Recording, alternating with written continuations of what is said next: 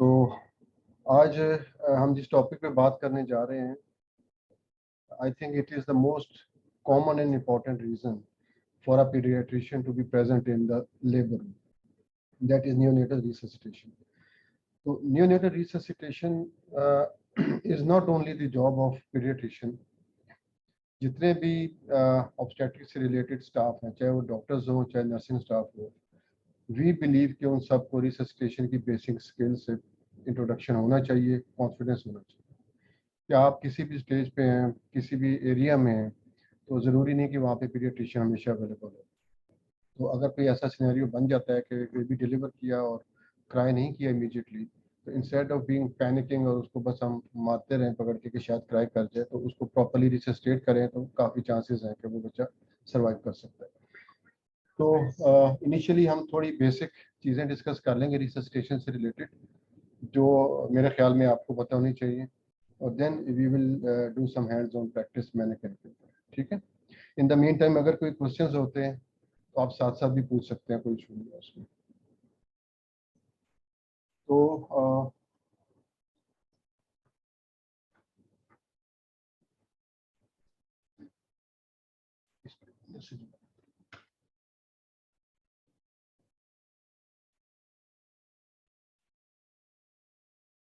ये बेसिकली हमारा एल्गोरिथम है जो हम यूज़ करते हैं for neonatal resuscitation. This is from latest edition of NRP neonatal resuscitation program, जो USA में यूज़ होता है.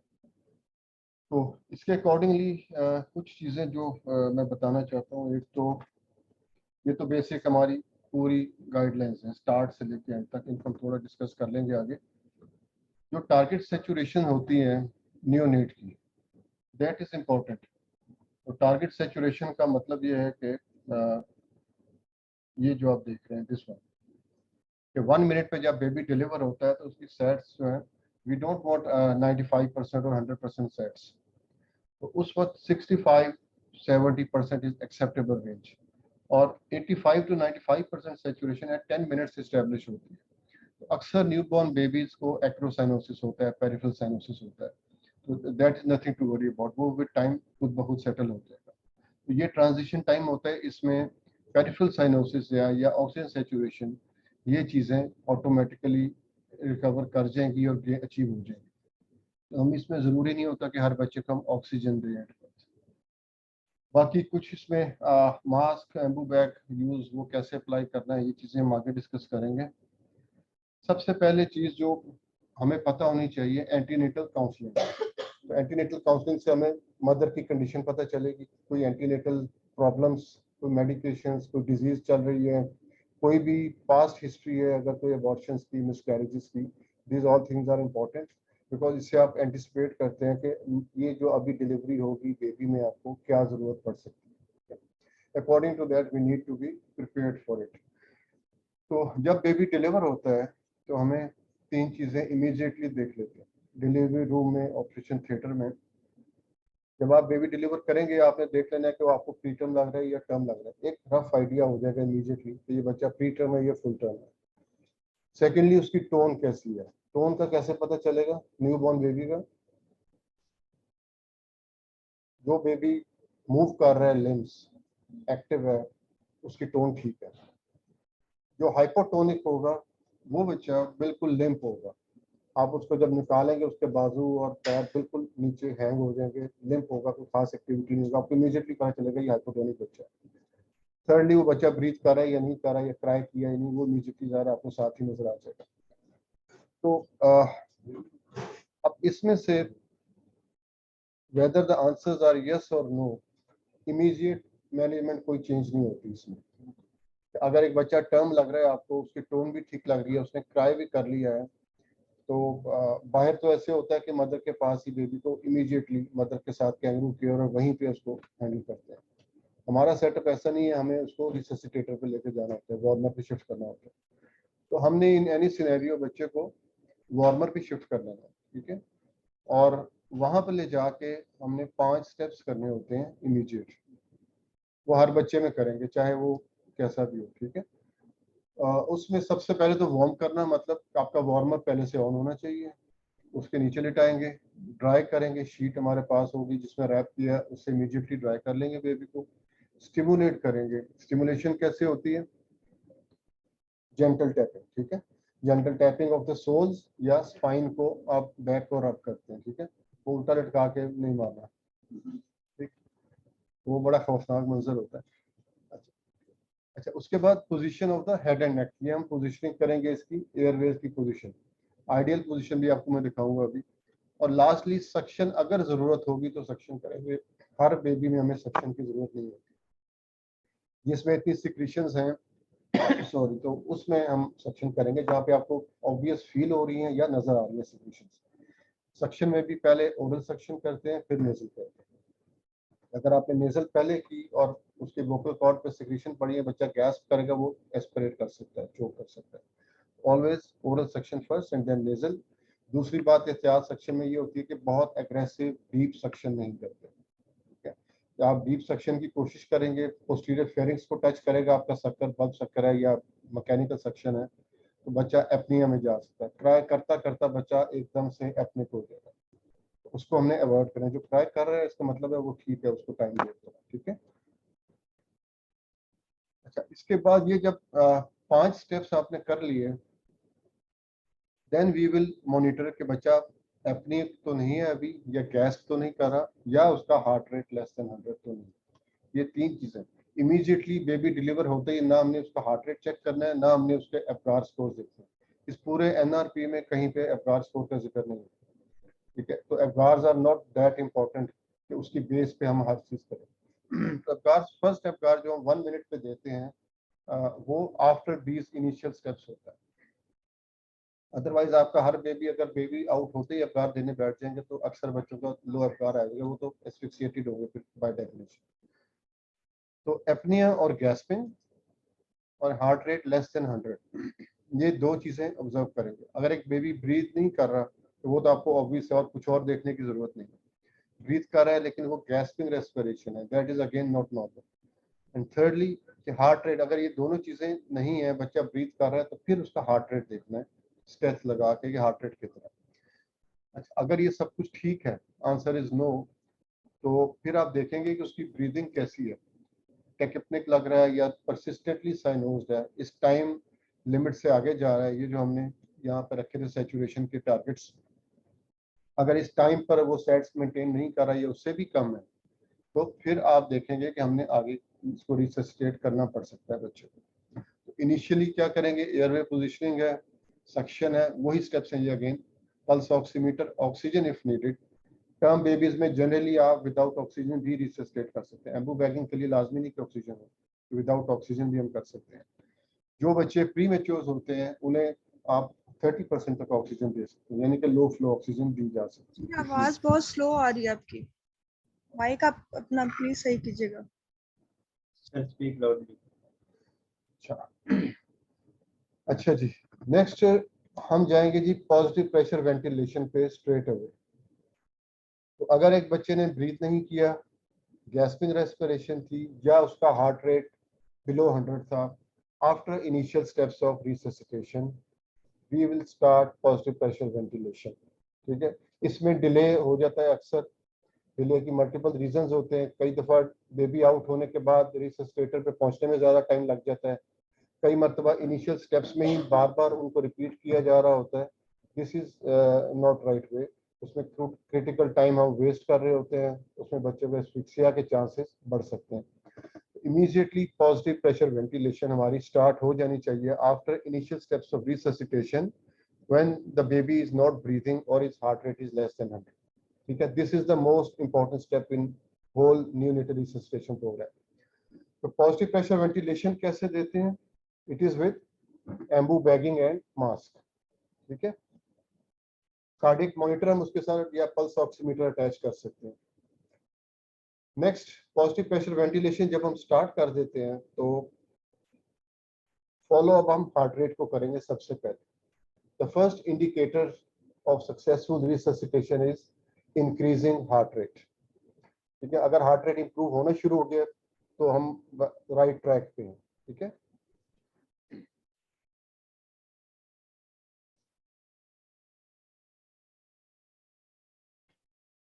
अच्छा जी, तो पॉजिटिव प्रेशर वेंटिलेशन कब तक करेंगे हम? We will continue for 15 seconds. 15 seconds का मतलब अराउंड 5 ब्रेथ्स हम देंगे उसे। 5 ब्रेथ्स देते हुए मॉनिटर हमने करना होता है कि उसकी चेस्ट राइज हो रही है या नहीं। पहली चीज, अगर चेस्ट राइज हो रही है दैट मीन्स के रिससिटेशन आपकी ठीक है, इफेक्टिव वेंटिलेशन आप दे रहे हैं। अगर चेस्ट राइज नहीं हो रही है then we need to take some corrective steps. वो हम आगे देखेंगे अभी ये कैसे कैसे करना है सब कुछ। नेक्स्ट, अगर बेबी रिसस्टेट करते हुए 30 सेकंड्स हो गए, चेस्ट राइज हो रही थी, हार्ट रेट आपने चेक किया, हार्ट रेट इंप्रूव हो रहा है, इट्स मोर देन 100, तो फिर हम उसकी ब्रीदिंग को मॉनिटर करें।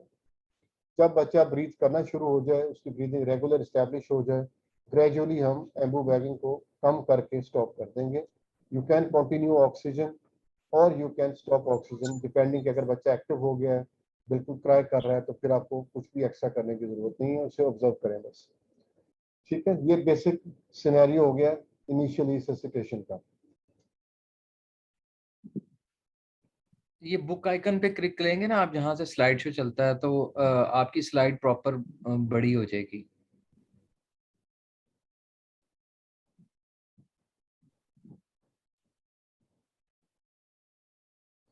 ओके, अच्छा जी, चेकलिस्ट जो हमारा इक्विपमेंट रेडी होना चाहिए बिफोर रिससिटेशन, ये सब चीज़ें पहले से तैयार होंगी तो आप कुछ कर सकेंगे। इसमें वार्मर प्री हीटेड होना चाहिए, ऑन होना चाहिए वार्मर। डिलीवरी के बाद ऑन करेंगे, टेक्स टाइम टू वार्म, और उस उतनी देर में बच्चा आपका हाइपोथर्मिक हो जाएगा।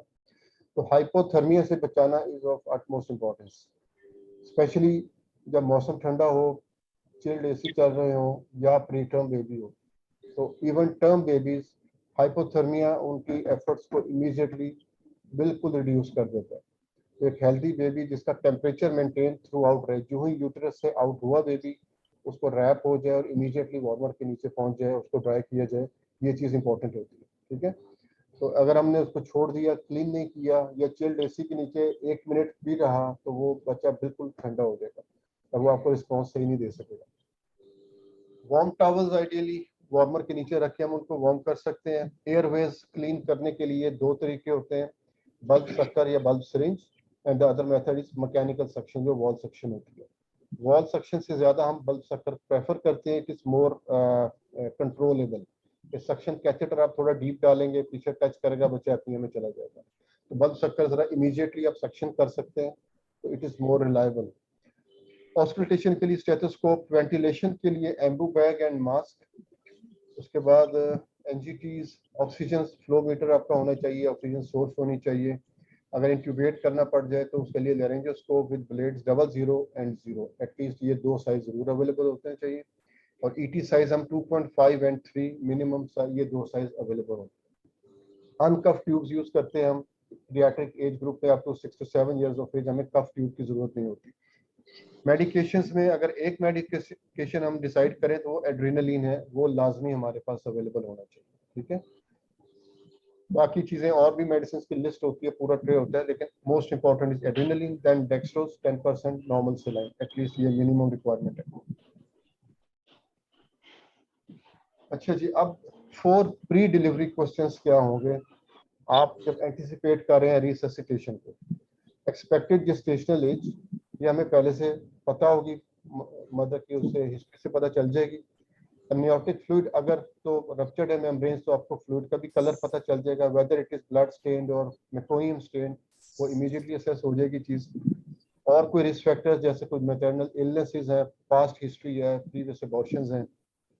और अम्बिलिकल कॉर्ड मैनेजमेंट प्लान, मतलब ये कि ऑब्स्टेट्रिशियन का प्लान क्या है कि मेरी बात सुनो, कब तक कॉर्ड को क्लैंप करना है। ठीक है, generally it is for 1 to 2 minutes, इनको कहना but this is इनके only वो ना पहले पैसे only for crying babies।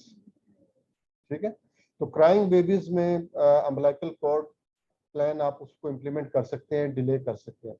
अगर एक बेबी ने ब्रीथ ही नहीं किया तो हम उसको 2 मिनट तक डिलेड क्लैंपिंग के चक्कर में हम उसको वेट नहीं करवा सकते, उस वक्त तक बच्चा को हाइपोक्सिया हो चुका होगा। ठीक है, in that scenario immediately baby को पीडियाट्रिक टीम के हैंड ओवर कर देना चाहिए।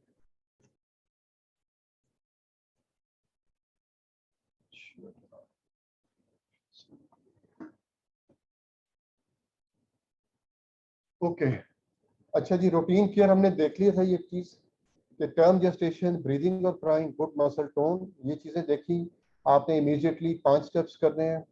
ये 5 स्टेप्स हैं, उसको वार्म करेंगे, ड्राई करेंगे, एयरवेज को आप क्लियर करेंगे if needed, head and neck की पोजीशनिंग करते हैं और ऑनगोइंग इवैल्यूएशन होती है।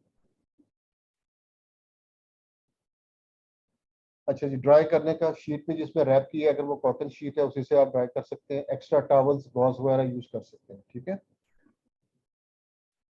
Stimulation techniques, gentle tapping of the sole और रबिंग द स्पाइन, बैक को रब करेंगे। ये एयरवे पोजीशन मेंटेन रखनी होती है हमें। जब आप इनिशियल स्टेप्स कर रहे हैं तो उसमें से एक स्टेप था position of the head and neck. इसमें ना हाइपर फ्लेक्शन होनी चाहिए नेक की, ना ही हाइपर एक्सटेंशन होनी चाहिए। ऑप्टिमम पोजीशन जब आपके lips and nose are at one horizontal plane, इसका मतलब है कि आप ऑप्टिमम पोजीशन पे आ गए। It's not like head tilt chin lift जैसे एडल्ट्स में होता है, इसमें सिर्फ हेड टिल्ट समझ लें आप, इतना करना होता है। तो इस पे ये होगा कि एयर वे अलाइन हो जाते हैं, स्ट्रेट हो जाते हैं बिल्कुल, और ब्रीदिंग इजी होती है बेबी के लिए। ये पोजीशंस ठीक नहीं है दोनों, ठीक है।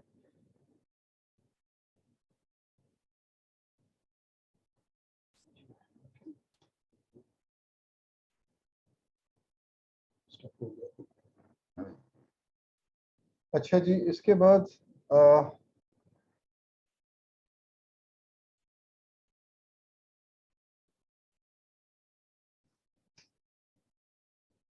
एयरवेज की जो हमने बात की थी, बल्ब सक्कर यूज हो रहा है इसमें।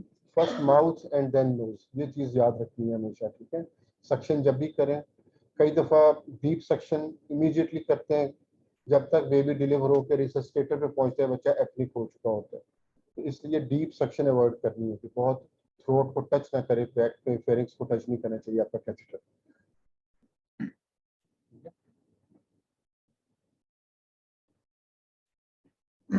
अच्छा जी, हमने बात की थी कि 30 सेकंड्स तक हमने एम्बू किया और बेबी क्राई करना शुरू हो गया, ब्रीदिंग स्टार्ट हो गई उसकी। उसके बाद एम्बू बैगिंग हमने स्टॉप कर दी और उसको ऑक्सीजन दी या ऑन गोइंग इवेल्युएशन करते रहे, ऑब्जर्व करते रहे। अब वेंटिलेशन की इंडिकेशंस इसके अलावा भी होती हैं। एक तो हो गई थी एपनिया और गैस्पिंग, ठीक है, after initial steps of resuscitation. Second था हमारा हार्ट रेट लेस देन 100 पर minute after initial steps again, यानी कि ये सब कुछ उसके बाद चेक करना है। दूसरी चीज जो होती है डायफ्रामेटिक हर्निया, अगर एंटीनेटली डायग्नोज्ड है diaphragmatic hernia and that baby requires resuscitation, तो उसमें Anbu bagging with mask is contraindicated. उससे क्या होगा, आप मास्क से जब एम्बू करते हैं तो वो सारी एयर लंग्स में तो नहीं जा रही ना, स्टोमक में भी जाती है साथ साथ। तो स्टोमक में जाएगी तो ऑलरेडी उसके इंटेस्टाइन और स्टोमक का काफी पार्ट ऊपर पड़ा हुआ है थोरेसिक कैविटी में, वो और इन्फ्लेट हो जाएगा एयर से और उसकी ब्रीदिंग और कॉम्प्रोमाइज हो जाएगी। तो अगर ऐसे बच्चे को रिससिटेट करना पड़े, एंटीनेटली डायग्नोज्ड है, then we need to intubate first and then start embu bagging with ETT.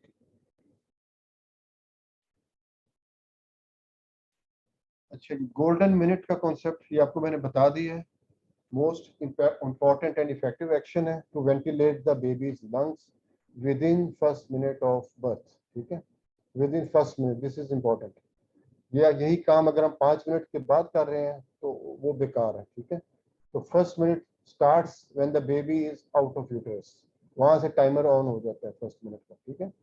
तो जब बेबी रिससिटेटर पे पहुंचता है, कॉर्ड क्लैंप करते हैं आप, तो यूजुअली 1 मिनट के करीब टाइम पास हो चुका होता है, ठीक है। तो इसलिए हम यूं ही देखते हैं कि अगर एक बच्चा ब्रीथ नहीं कर रहा जब हमारे पास पहुंचे, क्योंकि अक्सर ऑब्स्टेट्रिशियन ने सक्शन भी कर ली होती है, थोड़ा बहुत स्टिमुलेट भी किया होता है, तो still if the baby is not crying we straight away go to Ambu bagging sometime. अगर थोड़ा बहुत एक्टिविटी हमें लगती है then we can do the initial 5 steps और उसके बाद हम फिर इस पे आएंगे नेक्स्ट पे। अच्छा जी, एम्बू बैग जो है this is self inflating bag. इसमें ऑक्सीजन सोर्स होती है, एक रेजरवायर होता है, एक माउथ पीस होता है। माउथ पीस पे आप मास्क लगा सकते हैं या उसको ईटी से कनेक्ट कर सकते हैं, ठीक है। ये हम अभी देखेंगे, अभी आपको मैं सारे इसका एक्सप्लेन भी कर दूंगा। मास्क साइज अप्रोप्रिएट होना चाहिए। हमारे पास राउंड साइज यूजुअली अवेलेबल होते हैं और उसमें 2 साइज अवेलेबल है, एक प्री टर्म बेबीज के लिए स्मॉलर साइज और जो नॉर्मल टर्म बेबीज है उनके लिए उससे बड़ा साइज होता है। तो मास्क साइज कैसे चेक करेंगे कि अप्रोप्रिएट है या नहीं है? Mask should be covering the bridge of nose and the chin, यानी माउथ एंड नोज को कवर करना चाहिए। इतना बड़ा भी ना हो कि वो नीचे से बाहर जा रहा है या ऊपर से आंखों के ऊपर जा रहा है, ना ही इतना छोटा हो कि वो प्रॉपरली कवर ही ना कर पाए। दोनों में एयर लीक होगी और इंजरी के चांसेस बच्चे के बढ़ जाएंगे। अगर आईज पे आप प्रेशर दे रहे हैं, उसको कंप्रेस कर रहे हैं, तो आई बॉल इंजरी हो सकती है उसकी वजह से। तो अप्रोप्रिएट साइज पहली चीज है, ताकि आप एयर लीक को भी प्रिवेंट कर सकें। अगर एयर लीक हो रही है तब जो भी प्रेशर दे रहे हैं वो लीक आउट हो रहा है, लंग्स में डिलीवर नहीं होगा। स्टेप्स इन वेंटिलेशन, जब एम्बू अप्लाई करेंगे पहली चीज है कि आपने सील बनानी है। सील बनाने के 2-3 तरीके होते हैं। मेन पर्पस ये होता है कि आपने कहीं से एयर लीक नहीं होने देनी जब आप मास्क फिट करते हैं बेबी के ऊपर। एक तरीका राइट हैंडर्स के लिए कि डोमिनेंट हैंड से आप एम्बू करते हैं, डोमिनेंट हैंड में पकड़ेंगे। दूसरी चीज फिंगर टिप्स को यूज करेंगे, पूरे हाथ से नहीं करना, बहुत हाई प्रेशर डिलीवर करेगा, उससे न्यूमोथोरैक्स का रिस्क है। फिंगर टिप्स एंड थंब, इनसे एम्बू करेंगे। थर्डली आप चेस्ट मूवमेंट्स को देखेंगे, चेस्ट राइज हो रही है या नहीं हो रही, आपकी एम्बू बैगिंग या वेंटिलेशन इफेक्टिव है या नहीं है। और सील कैसे बनाएंगे? सी शेप ग्रिप, मास्क के ऊपर जो नॉन डोमिनेंट हैंड है वो मास्क के ऊपर रखेंगे लाइक अ सी, इस तरह से लेफ्ट हैंड आपका होगा, और उसको जेंटल यूनिफॉर्म प्रेशर देंगे हर साइड से, ताकि कहीं से एयर लीकेज ना हो। ठीक है। ऑक्सीजन अबव 35 वीक्स पे रूम एयर पे भी कर सकते हैं, बिलो 35 वीक्स अगर है तो उसमें हम 30% ऑक्सीजन या लो फ्लो ऑक्सीजन दे सकते हैं। प्रेशर कितना देना है? 20 to 25 मिलीमीटर ऑफ मर्क्यूरी, और रेट कितना देंगे? 40 to 60 ब्रेथ्स पर मिनट। ये रेट हमें याद करने की जरूरत नहीं, काउंटिंग की जरूरत नहीं है, उसका रिदम होता है जिसको आप फॉलो करेंगे तो ऑटोमेटिकली ये रेट डिलीवर हो जाएगा। ठीक है। प्रेशर, अगर तो गेज लगा हुआ है, टी पीस है, उससे प्रेशर मॉनिटर हो सकता है कि आप 20 में फिक्स कर सकते हैं उसको। जब आप एम्बू कर रहे हैं, फ्लो मीटर के साथ ऑक्सीजन है, इसमें कोई इस तरह से मैयर आप इसे नहीं कर सकते। Then you need to rely on your observation. एक तो चेस्ट राइज जहाँ पे मिल जाए उतना प्रेशर दें, उससे ज्यादा ना दें। ठीक है। ये बेस्ट तरीका है कि आप कोई कॉम्प्लिकेशन अवॉइड कर सकेंगे। रिदम क्या होगा जब एम्बू करेंगे? आप एम्बू करते हुए ब्रीथ 2 3, ये आप लाउडली साथ काउंट करते हैं।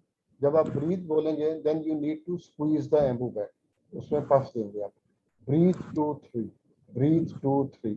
जब आप प्रेस करते हैं साथ ही रिलीज भी कर देना उसे। Breathe 2 3, breathe 2 3। इस रिदम में चलते जाएंगे। 40 to 60 ब्रेथ्स पर मिनट प्रैक्टिकली डिलीवर। अच्छा, इवेल्युएट कैसे करेंगे हम? 15 सेकंड्स यानी अप्रोक्सीमेटली 5 ब्रेथ्स देने के बाद हम उसका हार्ट रेट मॉनिटर करेंगे, हार्ट रेट चेक करेंगे। If the heart rate is rising, पहले से इंप्रूव हो गया है, तो आपका इसका आप कंटिन्यू रखेंगे Anbu bagging for next 30 seconds. Immediately stop नहीं कर देने की, हार्ट रेट बेहतर हो गया तो आप फिर से हम उसे थप्पड़ मारने शुरू कर दें और वो सारा कुछ कर दें। ठीक है। क्योंकि अभी जब तक बेबी का कार्डियक मसल ऑक्सीजन रेट नहीं होगा प्रॉपरली, आपका बेबी एक्टिवली क्राई नहीं कर सकेगा, करेगा तो उसकी एफर्ट अप्रोप्रिएट नहीं होगी। ठीक है। वो दोबारा स्लोली एपनिया में जा सकता है। तो पहली चीज ये होगी कि हार्ट रेट इंप्रूव होना शुरू हो गया। उसके बाद हार्ट रेट के बाद आपने 30 seconds positive pressure ventilation continue रखेंगे। और if heart rate is not increasing, फिर क्या करेंगे? फिर हमें कुछ करेक्टिव स्टेप्स लेने हैं। हार्ट रेट अगर नहीं बढ़ रहा तो मोस्ट लाइकली रीजन उसका ये होगा कि आपकी वेंटिलेशन इफेक्टिव नहीं है, प्रोबेबली लंग्स में एयर नहीं पहुंच पा रही किसी भी वजह से। क्यों नहीं पहुंच सकती है वो हम अभी देखते हैं। करेक्टिव स्टेप्स का न्यूमोनिक है मिस्टर सोपा, MRSOPA। ठीक है, MRSOPA। इसमें से दो स्टेप्स हम लेते हैं करेक्शन के लिए, उसके बाद 5 पफ्स लेते हैं दोबारा से। उससे भी अगर चेस्ट राइज नहीं हुई तो हमने कंटिन्यू नहीं करना, हमने नेक्स्ट करेक्टिव स्टेप्स लेने हैं, and then again you will go to next 2 steps Ambu करने के बाद। तो M is for mask adjustment. हो सकता है आपका मास्क प्रॉपर अप्लाई ना हुआ हो, आप उसको रिमूव करके एक दफा फिर से फिक्स करें। Secondly reposition the head and neck. आप एम्बू कर रहे हैं, पैनिक सिचुएशन बन गई है, हो सकता है बच्चे की नेक बिल्कुल फ्लेक्स हुई हो, जब बहुत ज़्यादा एक्सटेंड हो गई है तो उससे एयरवे किंक हो रहा होगा, तो एयर आगे जा नहीं सकेगी। ठीक है, पहले 2 स्टेप्स किए आपने, 5 ब्रेथ्स दिए, no chest movement. Next steps पे चले जाओ। नेक्स्ट स्टेप क्या है जी, SO, S फॉर सक्शन, जैसे हमने पहले की थी, mouth and nose, and then open the mouth. Slightly आप माउथ को ओपन करके उसके ऊपर मास्क अप्लाई करेंगे। मास्क दोबारा उसी तरह लगेगा नोज एंड माउथ पे, लेकिन with slightly open mouth. Sometimes nasal obstruction है ड्यू टू सिक्रीशंस और व्हाटएवर रीजन, तो वहां से अगर एरेशन नहीं हो रही है, वेंटिलेशन नहीं हो रही, ओपन माउथ से डायरेक्टली एयर लंग्स में जा सकती है। ठीक है, again 5 breaths, we will give 5 breaths. अगर चेस्ट मूवमेंट कोई नहीं हुई तो नेक्स्ट आप P is for pressure increase, कि जो भी एम्बू से आप प्रेशर दे रहे थे, आपको पता है, आइडिया है, तो आप उसको ग्रेजुअली बढ़ाना शुरू करेंगे प्रेशर को, और फिर आप देखिए प्रेशर बढ़ाने से चेस्ट राइज होती है या नहीं। अगर होती है तो आप कंटिन्यू करेंगे फॉर 30 सेकेंड्स। तो आपकी जो 30 सेकेंड्स ऑफ इफेक्टिव वेंटिलेशन है, ये स्टार्ट होगी चेस्ट राइज आने से। अगर चेस्ट राइज नहीं आ रही है तो आप उसको टाइम को काउंट नहीं करेंगे, आप करेक्टिव स्टेप्स लेंगे, वरना फायदा ही नहीं हो रहा वेंटिलेशन का। Last is A for alternative airway. यहाँ पे एक्सपर्ट हेल्प की जरूरत भी पड़ सकती है आपको। ऑल्टरनेटिव एयर में ETT आ जाती है या LMA आ जाता है, लेरेंजियल मास्क। तो laryngeal mask is easy to apply, हमारे पास अभी नहीं है, वरना मैं आपको दिखा देता, वो भी देखा हुआ है, वैसे ही एनेस्थीसिया वाले यूज करते हैं। इट इज सिंपल, उसको लुब्रिकेट करें, इन्फ्लेट करें उसके बैलून को, और जस्ट आप इंसर्ट करते हैं, हार्ड पैलेट के साथ साथ नीचे ले जाए, जहाँ पे वो रुक जाए, ऑब्स्ट्रक्शन आ जाए, वहां पे रोक दें उसे, तो वो वोकल कॉर्ड्स के ऊपर जाके बैठ जाएगा। तो इसमें आपको कोई लेंजियोस्कोप की जरूरत नहीं है, लाइट देखने की जरूरत नहीं, वोकल कॉर्ड्स को ट्यूब डालने की जरूरत नहीं है, and it is as effective as ETT। तो शॉर्ट टर्म रिससिटेशन के लिए वेरी इफेक्टिव मेथड। ठीक है, तो MRSOPA, ठीक है, ये याद होगी। अब एक सिनेरियो आता है कि एक बच्चा आपने देखा, 30 सेकंड तक आपने उसको वेंटिलेशन दी, यानी एम्बू बैगिंग की विद मास्क, और उसका हार्ट रेट 100 या 100 से ऊपर है, तो आप पॉजिटिव प्रेशर वेंटिलेशन कंटिन्यू रखेंगे 40 to 60 ब्रेथ्स। कब तक कंटिन्यू रखेंगे? जब तक बेबी की ब्रीदिंग एस्टेब्लिश नहीं हो जाती, उसके साथ साथ आप मॉनिटर कर रहे हैं। अगर बेबी ने फाइट करना शुरू कर दिया है, ट्राई करने की कोशिश कर रहा है, तो आप वही उसी वक्त एम्बू बैगिंग स्टॉप कर सकते हैं, लाजमी नहीं कि आपने कंटिन्यू रखना है। ठीक है, सेकेंडली हार्ट रेट और रेस्पिरेटरी एफर्ट्स को मॉनिटर करना है। हार्ट रेट कई दफ़ा एम्बू स्टॉप करेंगे, कभी कभार ड्रॉप करना शुरू होता है दोबारा, then again you have to go back, आप प्रीवियस सिनेरियो पे चले जाएंगे। अच्छा, उसके बाद जब heart rate consistently greater than 100 हो जाए और रेगुलर रेस्पिरेशन एस्टैब्लिश हो जाए, then you can stop positive pressure ventilation. Second scenario था कि आपने 30 सेकेंड्स वेंटिलेशन तो कर दी, but heart rate is still below 100, तो अब उसमें कट ऑफ आ जाता है 60 एंड 100। ठीक है, तो 60 एंड 100 हमें एग्जैक्ट काउंट करने की, टाइमर की ये करने की जरूरत नहीं होती, आपका जो असिस्टेंट है वो आपको बताएगा कि हार्ट रेट कितना चल रहा है।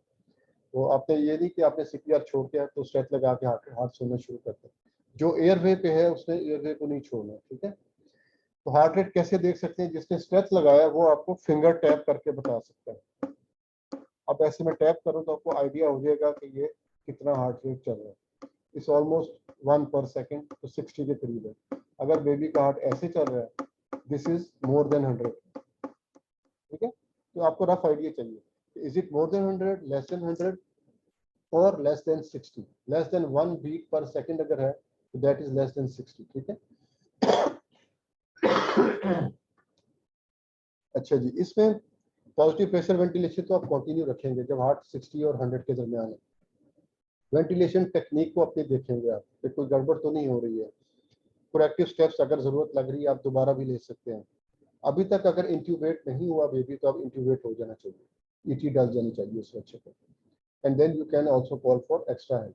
तो जब आपको लग रहा है कि इनिशियल स्टेप्स काफ़ी नहीं थे, 30 सेकंड्स एम्बू कर दिया, बच्चा रिस्पॉन्ड नहीं कर रहा, तो यू नीड एक्सपर्ट हेल्प, इसको मजीद रिसस्टेट करना पड़ सकता है। थर्ड सिनेरियो क्या होता है जी कि 30 सेकंड्स तक तो आपने एम्बू किया इनिशियली, ये 30 सेकंड्स पहले वाले हैं जो इनिशियल स्टेप्स के फौरन बाद हमने एम्बू स्टार्ट किया था। उसके बाद जब हार्ट रेट चेक किया तो हार्ट रेट बेहतर होने की बजाय लेस देन 60 है। ठीक है, इसमें हम क्या करेंगे, एक तो ऑक्सीजन फ्लो बढ़ा देंगे, 100% ऑक्सीजन देंगे, and we will start chest compressions. Less than 60 heart rate after 30 seconds of effective ventilation is an absolute indication कि हम chest compressions and ventilation start करते हैं। उसमें हमें 3 मिनट 5 मिनट एड्रेनलिन देने की भी जरूरत नहीं है, यहीं से कंप्रेशन स्टार्ट हो जाएगी। तो एड्रेनलिन यानी मेडिकेशन से पहले चेस्ट कंप्रेशंस आती हैं। कंप्रेशंस कैसे देंगे ये तो समझ आ गई, कब देंगे। If the heart rate is less than 60 after 30 seconds of effective ventilation, ठीक। और चेस्ट कंप्रेशंस जब स्टार्ट कर दिए आपने तो रोकेंगे कब, जब हार्ट रेट 60 से ऊपर चला गया। मोर देन 60 के बाद हमें कंप्रेशंस की जरूरत नहीं है, एम्बू बैगिंग या पॉजिटिव प्रेशर वेंटिलेशन वो आप कंटिन्यू रखेंगे। कंप्रेशंस कैसे देंगे, position neck slightly extended with firm support for the back. तो बैक की सपोर्ट हम कैसे करेंगे, एडल्ट्स में या बड़े बच्चों में तो आप हार्ड बोर्ड रख लेते हैं नीचे, ठीक है। न्यू बॉर्न में हमें हार्ड बोर्ड रखने की जरूरत नहीं होती, हम सपोर्ट देते हैं फिंगर टिप्स के साथ। तो जिसने कंप्रेशंस देनी है, अभी ये 2 लोगों का काम है, कम से कम 2 रेस्क्यूअर चाहिए इसके लिए, एक कंप्रेशंस देगा दूसरा वेंटिलेशन करेगा। तो जब कंप्रेशन जिसने देनी है वो नीचे से फिंगर्स लाएगा उसकी स्पाइन के पास, फिंगर टिप्स ऑलमोस्ट टच कर रही होगी, और mid line sternum, lower 1/3 just below the nipple line, horizontal nipple line के जस्ट बिलो, वहां पे अपने मिड लाइन में अपने थम्स रखने और वर्टिकल रखेंगे उनको जितना पॉसिबल हो, हॉरिजॉन्टल ऐसे नहीं देंगे, ठीक है। तो नीचे से सपोर्ट कर रहे हैं उसको और ऊपर से प्रेस, ऐसे प्रेस करें, ठीक है। और रिदम क्या होगा इसका, 1 and 2 and 3 and breathe, 1 and 2 and 3 and breathe। जब ब्रीथ बोलेंगे तो एम्बू जो कर रहे हैं वो एक पफ देगा इसका। द रेशियो वुड बी 3:1, ठीक है। 3 कंप्रेशंस 1 वेंटिलेशन, ये रेशियो हो जाएगी आपके सीपीआर। तो एवरेज जो अप्रोक्सीमेट आपके इवेंट्स 1 मिनट में बन रहे हैं, 90 कंप्रेशंस टू 30 वेंटिलेशंस के रेशियो बन जाएगी। टेक्निक 2 थंब मेथड हो गया जो आपको बताया है अभी, इस तरीके से एग्जैक्ट आप हार्ट के ऊपर कंप्रेस कर रहे हैं। जब आप फ्लैट थम्स रखेंगे यहाँ पर जैसे है, तो आपकी फोर्स पूरी चेस्ट पे डिस्ट्रीब्यूट हो जाएगी, तो आपका जो हार्ट है बेबी का वो कंप्रेस नहीं हो रहा प्रॉपर्ली। ओके, इवेल्युएशन कब करनी है हमने, एवरी 30 सेकेंड्स। जो भी मैन्यूवर हम कर रहे हैं एवरी 30 सेकेंड्स पे हमने उसको रीवैल्यूएट रीअसेस करना है बेबी को। पहली चीज, जब भी रीअसेस कर रहे हैं हार्ट रेट रहेगा, जब तक हार्ट रेट एटलीस्ट 60 से और उसके बाद 100 से ऊपर नहीं चला गया तो आपने हार्ट रेट को ही फॉलो करें। हार्ट रेट जब मोर देन 100 हो गया फिर आप रेस्पिरेशन को देखेंगे, ठीक है। जब हार्ट रेट 60 और अबव हो गया, stop chest compressions, continue ventilation, 40 to 60 breaths पर मिनट। और रिदम क्या था इसका, ब्रीथ 2-3, ब्रीथ 2-3 का रिदम एम्बू बैगिंग के लिए। Chest compressions ventilation 1 and 2 and 3 and breathe, ठीक है, वो 3:1 है। If no improvement check for effectiveness of ventilation and technique of chest compression, ठीक है। फिर आपने साथ साथ अपनी टेक्निक्स को रिवैल्यूएट करते रहना। इंट्यूबेशन की इंडिकेशंस आ गई 3, ठीक है। डायफ्रामेटिक हर्नी हमने डिस्कस किया था पहले। Ineffective back and mask ventilation, आपने सारे तजर्बे कर लिए लेकिन चेस्ट राइज ही नहीं हो रही, एम्बू बैग करने से नहीं हो रही, तो आपको इंट्यूबेट करना है उसको, ठीक है। अब बार बार आप टाइम वेस्ट नहीं करते जाएंगे इसके ऊपर। तो एक तो ये इंडिकेशन आ गई सबसे पहली मोस्ट कॉमन कि चेस्ट राइज नहीं हो रही, ineffective ventilation. Secondly, you are expecting prolong positive pressure ventilation, preterm baby है, 26 वीकर है, तो अब हमें पता है कि ये बच्चा रिसस्टेट हमने प्रोलॉन्ग किया है और इसको आगे वेंटिलेट भी करना पड़ेगा, तो ऐसे बच्चे को वहीं पे इंट्यूबेट कर देना चाहिए। Thirdly, diaphragmatic हर्नी। अब आगे मेडिकेशंस। मेडिकेशन आपको सिर्फ एक मेडिसिन का पता होना चाहिए, एड्रेनलिन, ठीक है। कितने ml का इंजेक्शन होता है adrenaline, 1 ml and 1 mg। Dilution क्या होती है उसकी, 9 में डाइल्यूट करेंगे, ठीक है। 1:1000 डाइल्यूशन में आता है ये इंजेक्शन, तो हमने इसको 1:10,000 बनाना होता है, ठीक है। तो 1 + 9 ml सेलाइन, 1 एम्प्यूल विद 9 ml सेलाइन, ये 1:10 डाइल्यूशन हो जाएगी और 1:10,000 हो जाएगा। डोज क्या है इसकी एड्रेनालिन की नियोनेट्स में? 0.2 ml पर केजी। आप ये एक डोज याद कर लें, ये काफ़ी है। 0.2 ml पर KG, range is 0.1 to 0.3 ml पर केजी, ठीक है।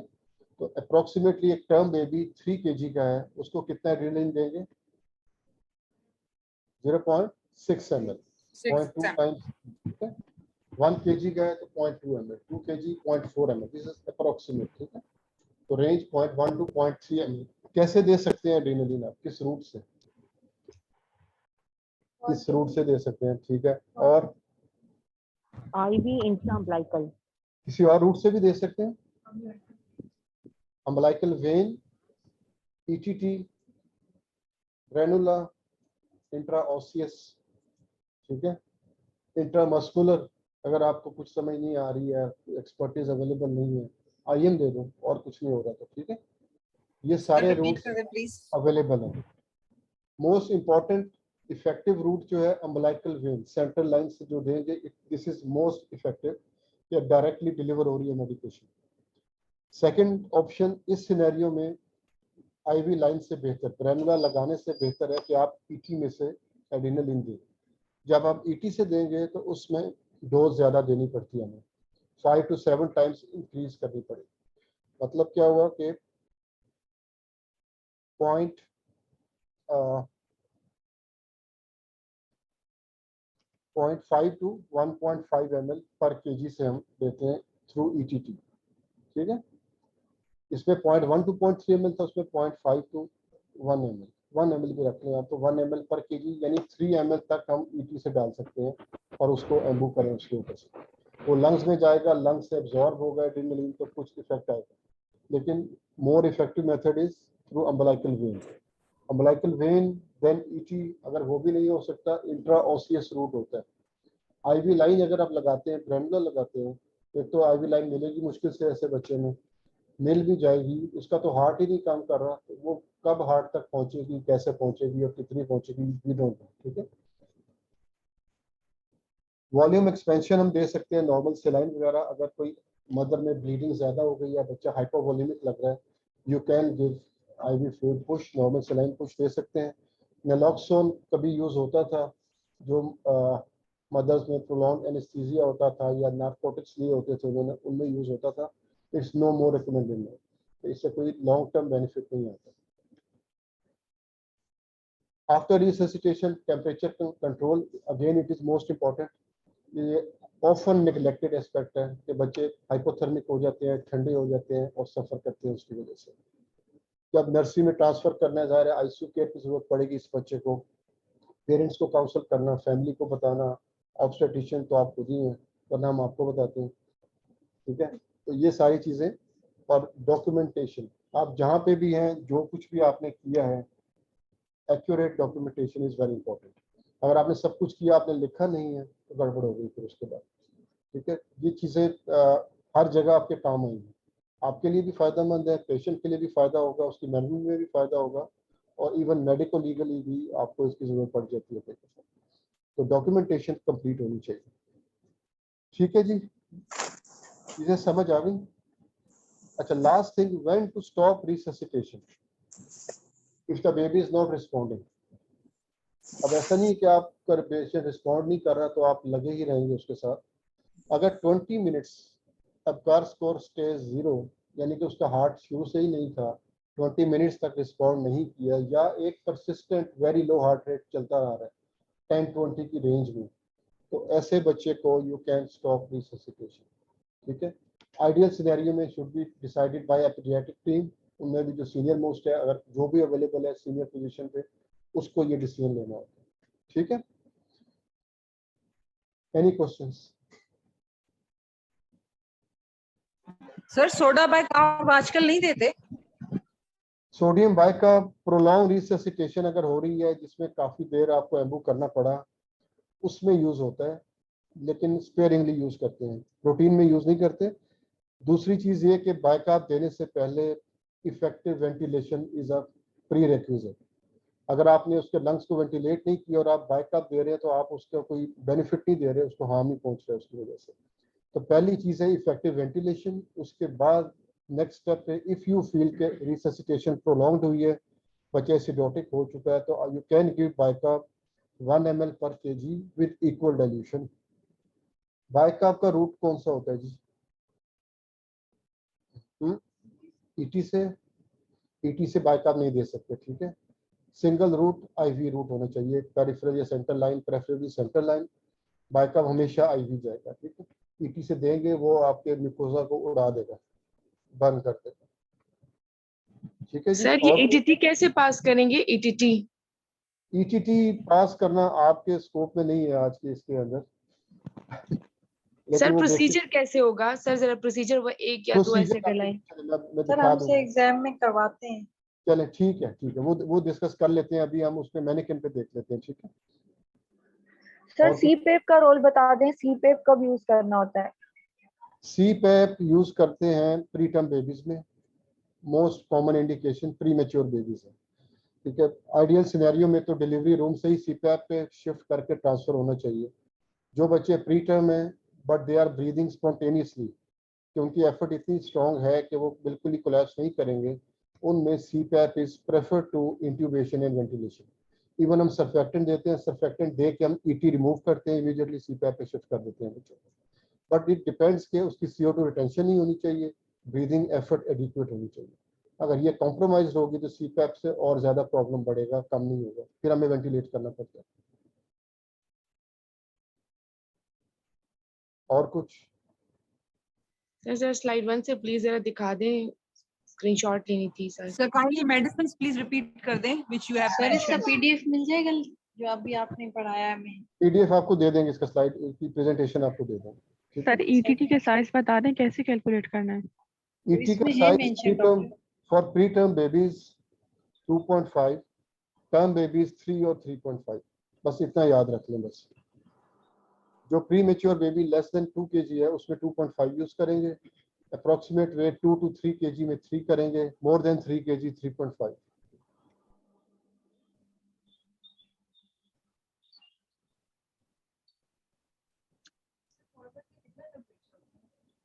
सर वो आप लेरेंजियल मास का बता रहे थे, वो थोड़ा दोबारा बता दें, समझ नहीं आया।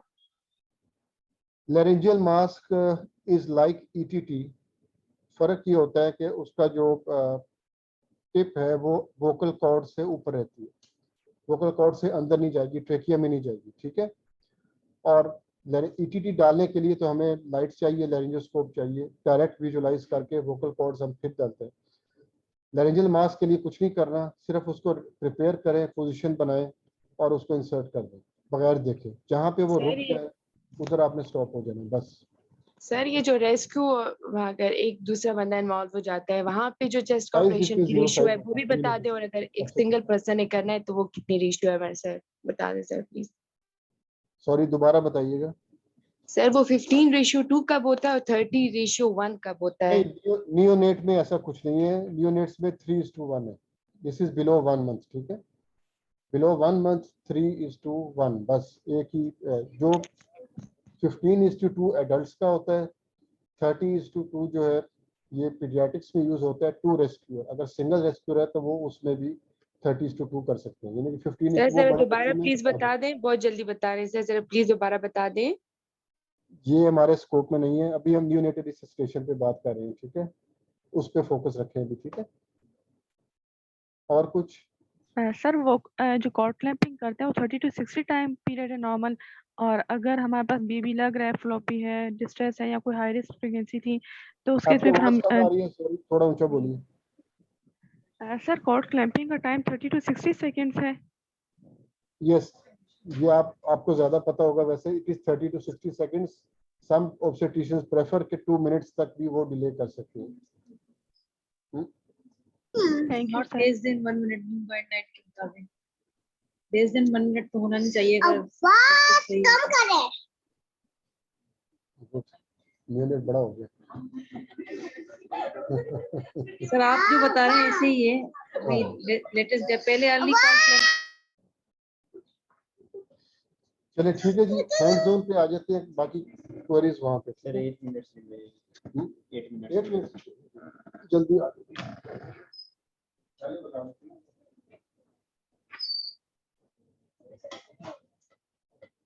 वहाँ से आ जाए।